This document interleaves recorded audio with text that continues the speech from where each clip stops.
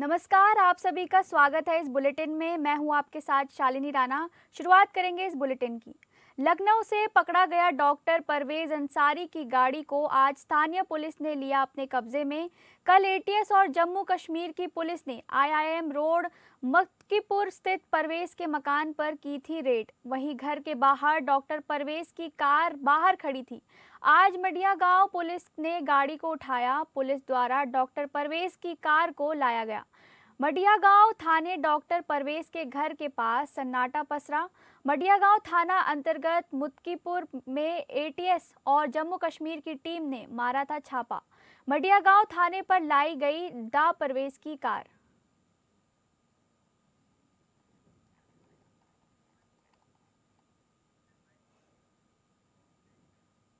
Doctor Parvez को लेकर बड़ा खुलासा हुआ है। जांच में पता चला है कि डॉक्टर परवेज कीपैड फोन का इस्तेमाल करता था।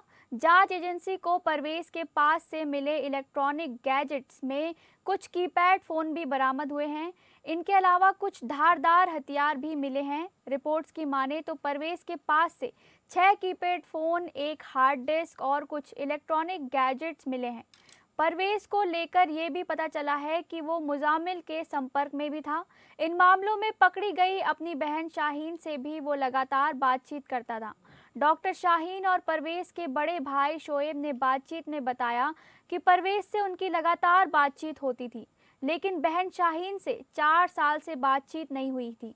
शोएब का मानना है कि आतंकी का भाई होना बेहद दुखद है और उन्हें विश्वास है कि वो दोनों बेगुनाह साबित होंगे।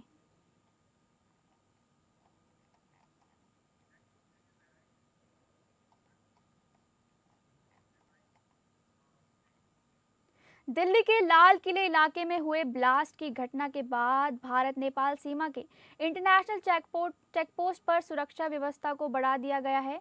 भारत नेपाल सीमा पर तैनात सशस्त्र सीमा बल के जवान और उत्तर प्रदेश पुलिस के जवान सघन तलाशी के साथ हर एक आने जाने वालों की जांच कर रहे हैं। भारत नेपाल के बीच खुली सीमा अवांछनीय तत्वों के लिए मुफीद साबित होती रही है। ऐसे में बड़े पैमाने पर सुरक्षा एजेंसियां निगरानी बनाए हुए हैं।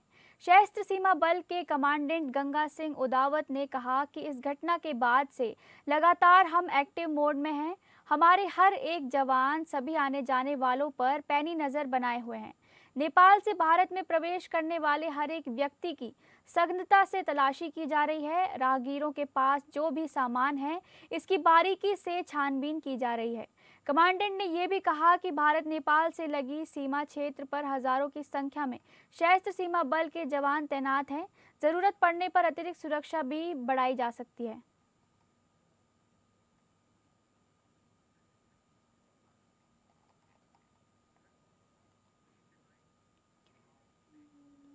दिल्ली में हुए धमाके के बाद पूरे उत्तर प्रदेश में सुरक्षा व्यवस्था कड़ी कर दी गई है। इसी क्रम में कानपुर पुलिस प्रशासन भी पूरी तरह सतर्क हो गया है। संभावित सुरक्षा जोखिमों को ध्यान में रखते हुए आज शहर भर में फ्लैग मार्च निकाला गया। इस फ्लैग मार्च का नेतृत्व कानपुर पुलिस कमिश्नर रघुवीर लाल ने किया। उनके साथ पुलिस अधीक्षक श्रवण कुमार सिंह, अर्चना सिंह, पीएसी बटालियन, महिला पुलिस बल और अन्य वरिष्ठ अधिकारी शामिल रहे।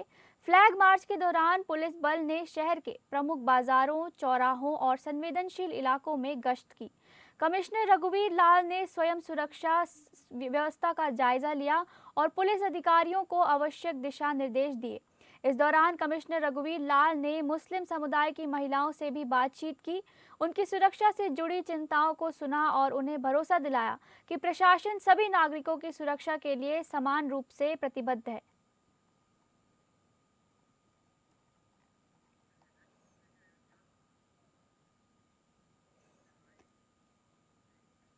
अयोध्या के भरतकुंड क्षेत्र के निजी स्कूल में धर्मांतरण के आरोपों को लेकर जमकर हंगामा हुआ। परिजनों ने आरोप लगाया कि स्कूल में हिंदू बच्चों पर पादरी का वेश पहनने और शिखा एवं कलावा काटवाने का दबाव बनाया जा रहा था। मामले की जानकारी मिलते ही कथावाचक पवन देव महाराज के नेतृत्व में बजरंग दल और अन्य हिंदूवादी संगठन स्कूल पहुंचे और विरोध प्रदर्शन किया। प्रदर्शनकारियों ने स्कूल प्रशासन से स्पष्टीकरण मांगा है, लेकिन कोई संतोषजनक जवाब नहीं मिलने पर आक्रोश बढ़ गया। विरोध के बीच स्कूल के प्रिंसिपल ने मामले को शांत करने के लिए माफी मांगी। परिजनों ने बताया कि एक शिक्षक द्वारा बच्चे को लगातार प्रताड़ित किया जा रहा था, जिसके डर से उसने खुद को कमरे में बंद कर लिया था। आरोप ये भी है कि पहले भी प्रबंधन के दबाव में बच्चे की शिखा कटवाई गई थी।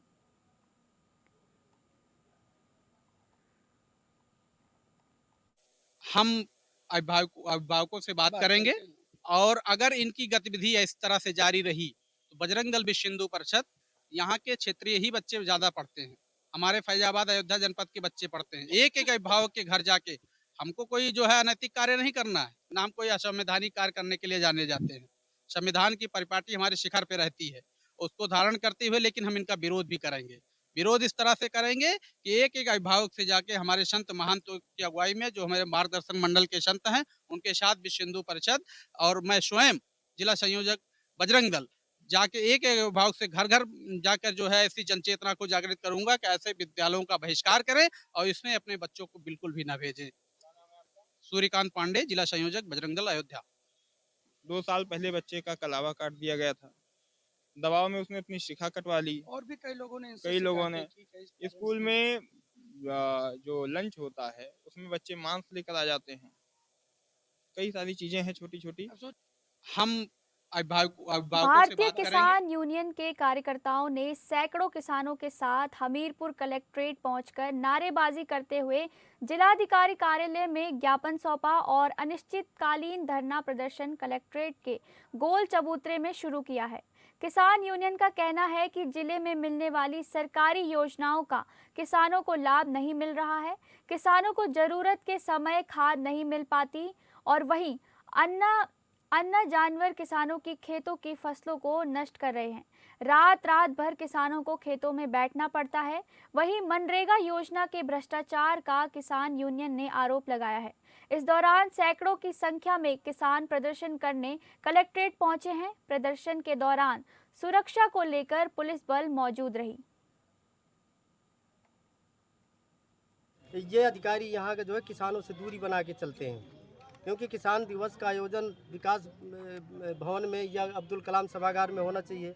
हमारे किसान आए लेकिन ये जो है पुरारा में करते रहे ताकि वहाँ किसान न पहुँच पाए और ये बंदर बांट करते रहे। इसके अलावा जंगली गोवंशन से हमारे मौदहा क्षेत्र के आपका जो है भैंसता के अनेकों गांव, कुनेटा क्षेत्र में काफ़ी गांव कई वर्षों से पीड़ित है। ठिठुरन भरी ठंडी में जो है मचान बना के फसल बचाते हैं लेकिन फिर भी नहीं बच पाती। इसके साथ साथ जितना भी हमने काला बाजारी खाद की, बीज गोदामों में यहाँ का कृषि अधिकारी इतना भ्रष्ट है, यहाँ का पीपीओ भ्रष्ट है। ये इनकी 400-500 दुकानें हैं पूरे जनपद में, सबसे उगाही करते हैं और ताकि वो जो उगाही नहीं करता उनकी दुकानें सीज कर देते हैं और जो उगाही मिल जाती है तो वो बंदरबाट करते हैं। उत्तर प्रदेश के देवरिया जनपद में भ्रष्टाचार के आरोप में घिरे नगर पालिका परिषद गौरा बरहज के अधिकारियों और नगर पालिका अध्यक्ष की मुसीबतें बढ़ती जा रही हैं।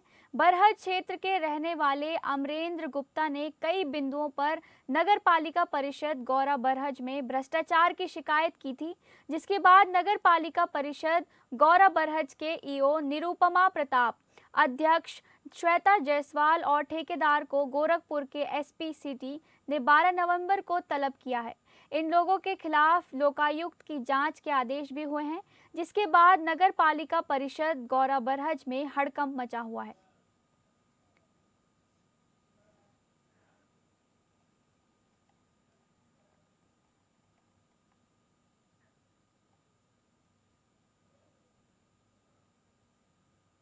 महोबा जिले में अवैध और नकली खाद की बिक्री का बड़ा मामला सामने आया है। बताया जा रहा है कि मध्य प्रदेश के सीमावर्ती छतरपुर जिले के रास्ते बड़ी मात्रा में नकली खाद की जिले में खपत की जा रही है। सूचना पर सक्रिय हुई पुलिस, राजस्व और कृषि विभाग की संयुक्त टीम ने कार्रवाई करते हुए भारी मात्रा में नकली खाद सहित आधा दर्जन आरोपियों को गिरफ्तार कर अग्रिम कार्रवाई शुरू कर दी है। प्रशासन द्वारा की गई इस कार्रवाई से नकली खाद के कारोबारियों में हड़कंप मच गया है। दरअसल इस समय किसानों को खेतों में रबी की फसल की बुआई के लिए खाद की जरूरत को देखते हुए नकली खाद माफिया सक्रिय हो गए हैं और किसानों को नकली खाद बेच रहे हैं, जिसकी जानकारी कृषि विभाग को होने पर पुलिस, जिला प्रशासन और कृषि विभाग की संयुक्त टीम ने कार्यवाही करते हुए कबरई और खरेला थाना क्षेत्र में भारी मात्रा में बनी और अधबनी डीएपी खाद बरामद की गई। इसके साथ ही खाद पैक करने के उपकरण जब्त किए गए हैं। बताया जा रहा है कि मध्य प्रदेश के सीमावर्ती छतरपुर जिले के रास्ते से बड़ी मात्रा में अवैध खाद जनपद में खपाई जा रही है, जिसकी सूचना ग्रामीणों द्वारा प्रशासन को दी गई और प्रशासन हरकत में आया और छापेमारी की गई, जिसमें बड़ी मात्रा में नकली डीएपी खाद बरामद की गई है।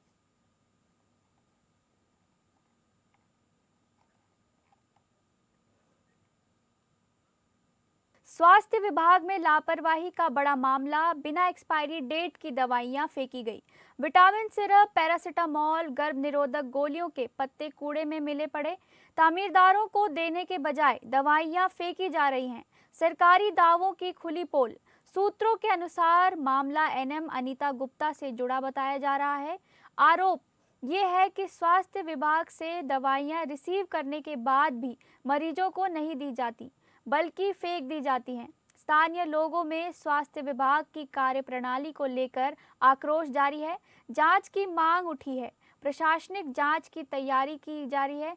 जिम्मेदारों पर हो सकती है कार्यवाही। विकास क्षेत्र हरपुर रानी ग्राम रामपुर ककरा का पूरा मामला ये सामने आया है।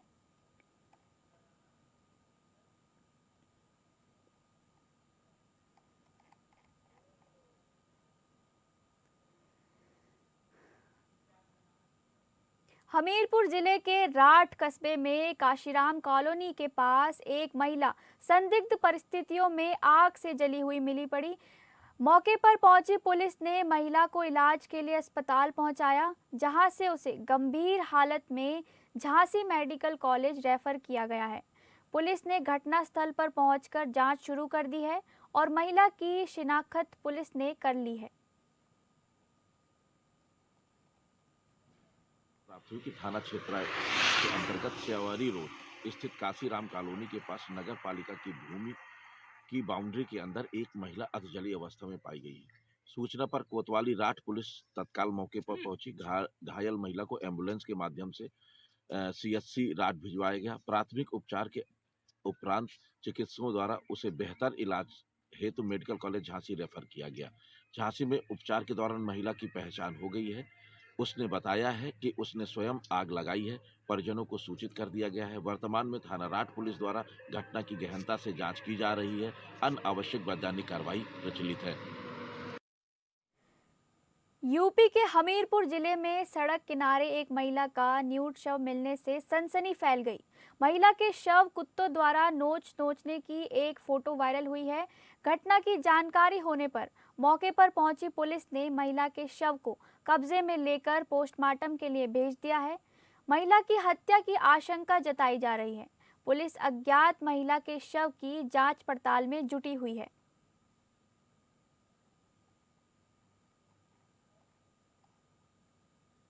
मौदा थाना क्षेत्र में आज सुबह एक सूचना मिली थी कि सड़क के किनारे एक महिला की बॉडी पाई गई है। तत्काल पुलिस के द्वारा मौके पर आया गया था। बॉडी की भी पहचान नहीं हो पाई है। पहचान के सारे प्रयास किए जा रहे हैं। जो भी कपड़े हैं और जो भी बॉडी मार्क्स हैं उनके आधार पर पोस्टमार्टम के लिए बॉडी को भिजवा दिया गया है। पैनल के थ्रू पोस्टमार्टम कराया जाएगा। सारे प्रयास किए जा रहे हैं जल्दी शिनाख्त कराने के और घटना के अनावरण के लिए टीम्स का गठन कर दिया गया है। आगे की वैधानिक कार्रवाई की जाए। औरैया में दुकानदार का शव खून में लथपथ मिलने से हड़कंप मच गया। रोज की भांति जब दुकानदार का बेटा सुबह दुकान पर पहुंचा तो दरवाजा अंदर से बंद था।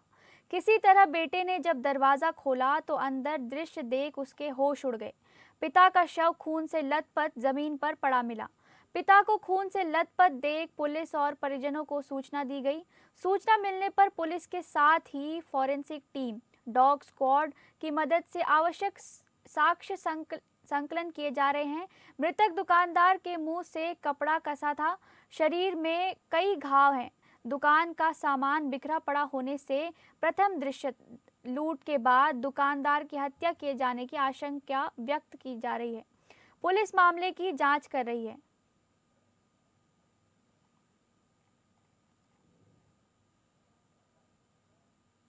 13 नवंबर 2025 को थाना अजीतमल में मोहारी गांव से एक हत्या की सूचना प्राप्त हुई। मृतक हैं, उनका नाम सुरेंद्र शर्मा सन ऑफ मोतीलाल शर्मा, उम्र लगभग 72 वर्ष है। सूचना प्राप्त होते ही तत्काल यहां पे फील्ड यूनिट को बुलाया गया, जिसके द्वारा साक्ष्य संकलन की कार्रवाई की गई। शव को पोस्टमार्टम हेतु अस्पताल भिजवा दिया गया है। यहाँ पे शॉट और सर्विलांस की टीम मौजूद। कानून व्यवस्था बिल्कुल सामान्य है और जल्दी ही घटना का सफल अनावरण किया जाएगा और अवगत कराया जाएगा। कुशीनगर में करीब 1.5 महीने से लापता व्यक्ति का कंकाल बरामद हुआ है। 23 सितंबर को गायब हुए गौस मोहम्मद का शव कंकाल मिलने से इस इलाके में सनसनी फैल गई है।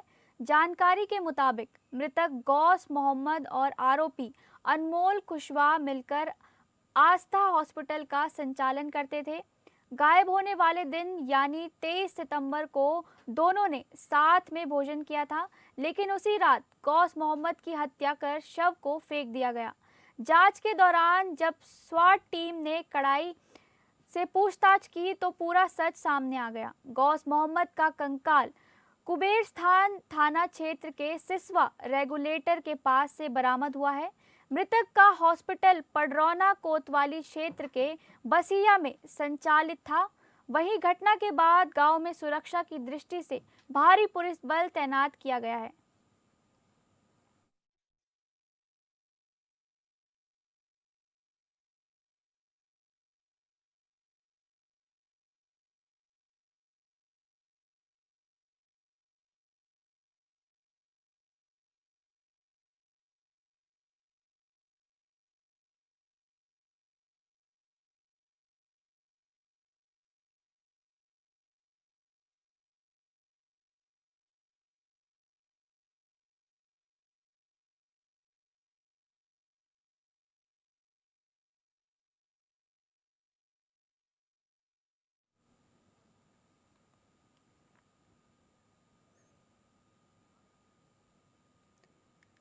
खबर लखनऊ से। उत्तर प्रदेश के कृषि मंत्री सूर्य सिंह शाही प्रेस वार्ता के दौरान उत्तर प्रदेश के कृषि मंत्री सूर्य प्रताप शाही ने राजधानी लखनऊ में विकसित उत्तर प्रदेश 2047 विषय पर प्रेस वार्ता की। कृषि भवन सभागार में आयोजित इस वार्ता में कृषि मंत्री ने कहा कि मुख्यमंत्री योगी आदित्यनाथ के निर्देशानुसार वर्ष 2047 तक उत्तर प्रदेश को विकसित राज्य बनाने का संकल्प लिया गया है। नागरिकों की सक्रिय भागीदारी से समृद्ध, समान और सम्मानित राज्य का निर्माण किया जाएगा। कृषि विभाग द्वारा 17 नवंबर को लखनऊ स्थित इंदिरा गांधी प्रतिष्ठान में जन संसद और विचार मंथन कार्यक्रम आयोजित किया जाएगा, जिसमें लगभग 300 कृषि विशेषज्ञ, वैज्ञानिक और प्रगतिशील किसान शामिल होंगे। कृषि मंत्री सूर्य प्रताप शाही ने आगे बताया कि नीति आयोग और केंद्र सरकार से परामर्श लेकर कृषि विजन डॉक्यूमेंट तैयार किया जाएगा। वर्तमान में कृषि योग्य भूमि में उत्तर प्रदेश की हिस्सेदारी 11% है। माध्यम से मैं एक नवंबर से पश्चिमी उत्तर प्रदेश में प्रारंभ किया, 1 नवंबर से शेष प्रदेश के हिस्सों में प्रारंभ किए हैं। अभी 40% धान खेतों में खड़े हैं। किसानों को यह कहा गया है कि ऑनलाइन वो अपना रजिस्ट्रेशन करा दें। 3.5 लाख से ज्यादा किसानों ने ऑनलाइन रजिस्ट्रेशन कराया है। उसमें से लगभग 70,000 से ज्यादा किसानों का खरीदारी की जा चुकी है। लगभग 3 लाख मीट्रिक टन की खरीदारी हो चुकी है। और आपके माध्यम से मैं यही चाहूंगा कि किसान जल्दीबाजी न करें। जैसे जैसे उनका खेत कटता, अब खेत काट करके और आप ले आएंगे और तुरंत ले जा करके तौल कराना चाहेंगे, उसमें गंदगी होगी तो स्वाभाविक है वो रुकेगा। तो साफ सफाई के साथ यदि वो पहुंचता है, वहां थोड़ा सुखा करके पहुंचता है, वो धान किसको दिया जाता है, चावल बना करके फिर उसी के परिवार वालों को मुफ्त राशन दिया जा रहा है। तो जब खराब होता है तो वो कहता है कि ये तो बहुत खराब है। तो मैं चाहूंगा आप कहेंगे कि सड़ा हुआ चावल, तो यह न सड़ा हुआ चावल हो सके, इसमें किसान भी सहयोग करें और सबका धान खरीदा जाएगा। हम लोगों ने 60 लाख मीट्रिक टन धान खरीदने का लक्ष्य रखा है और वो 15 फरवरी तक का लक्ष्य रखा है कि 15 फरवरी तक करेंगे। ऐसा नहीं है कि 15 नवंबर को पूरा जाने वाला है। आज अभी 15 नवंबर नहीं हुआ है। आज 13 नवंबर है और 13 नवंबर तक 3 लाख मेट्रिक टन के करीब खरीदारी हो चुकी है। आज के बुलेटिन में बस इतना ही। नमस्कार।